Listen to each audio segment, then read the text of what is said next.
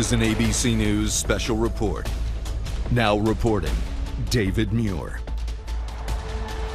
Good afternoon, live from the Vatican. We're coming back on the air because there is smoke again coming from the chimney. Let's go right to the live picture. The swell of applause from the square right here, St. Peter's Square, obviously. And you can see right there would appear to be a white smoke, which would be an extraordinary development here in Vatican City. We have given the smoke some time over the last couple of smoke signals because often it can change in color. But as you can see from the faces in the crowd, it would appear the Catholic Church has a new pope. James Longman live down on the square. James, the reaction is unmistakable. The faithful who have gathered here now wait for word on who this new pope will be. It is truly, truly extraordinary, David. Everyone just rushed towards the big screens because they're out here on the square so people can get a proper look. As soon as the image came up there, we heard a big cheer. Everyone rushing forward with their phones to try to get a look. You can see all around us, we've got the windows opened on the buildings around St. Peter's Square, people flocking to take photographs. They're desperate to know who's going to be Pope. We did not imagine it was going to be this quick. This is fast by the standards we've known over the last few conclaves. That's the bell ringing to confirm that it is indeed white smoke. Last time, I think people remember that there was some confusion. No one could get hold of the bell tower, the guy who's supposed to ring the bell, because the smoke had gone grey. That was during when Benedict was elected. Now no confusion. The bell is ringing, the smoke is billowing, and we have a new pope, a 267th pope. What an James atmosphere Longman down with here, us David. live here. Let's take a moment, James. Stick with us, James. Let's just open up full here for the sound of the bell ringing here in St. Peter's Square, the signal that there is now a new pope. Let's listen.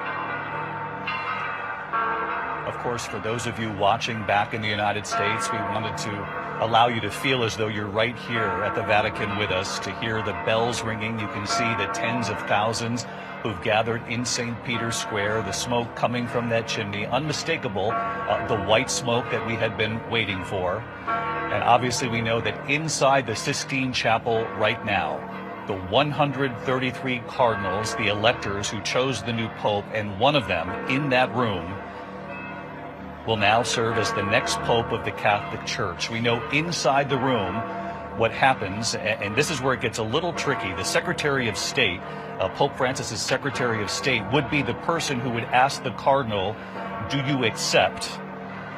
What could be tricky is if perhaps he's the choice. We do not know who the next pope is. He was one of the main contenders here. But whoever it is has been asked, do you accept? And once they accept, they then are asked, what name would you like to have? How will we refer to you moments from now when we introduce you to the world right here in St. Peter's Square? The balcony, of course, right behind us. The velvet drapes have been hanging now for a couple of days. You can see the applause down there in the square as the bells continue to ring. Linsey, an extraordinary atmosphere here at the Vatican. It certainly is, and just so much excitement. You can still see people in the area just running just to get near St. Peter's Square. We can only imagine the potential for hundreds of thousands. The square itself can hold about 250,000 people, in addition to the thousands that will likely pour onto the surrounding streets. This seems pretty in line with the last two conclaves. When you look at 2013, the white smoke appeared at 7:06 p.m. 2005, the white smoke at 5:50 p.m. We're talking about the fifth ballad when it was Pope Francis, the fourth ballad when it was Pope Benedict, And here we are. We talked about this, the likelihood that it would happen, the average 3.3 days, as that cardinal had said to James several days ago, that something unusual will have happened if we do not have a new pope by Friday. Here we are on Thursday with that announcement imminent. If the past is any indication, it likely may be 40 minutes or so before we hear Habemus Papam, we have a new pope. The two words we will wait to hear, of course, and from the balcony here in St. Peter's Square, you can see it in the faces of the faithful who have gathered here. And we've taken note. You know, Linsey, you've been down there. I've been down there as well, talking to so many of the people who have gathered here to witness this particular moment, though they were happy even when they saw the signal of black smoke, because they knew they were part of history.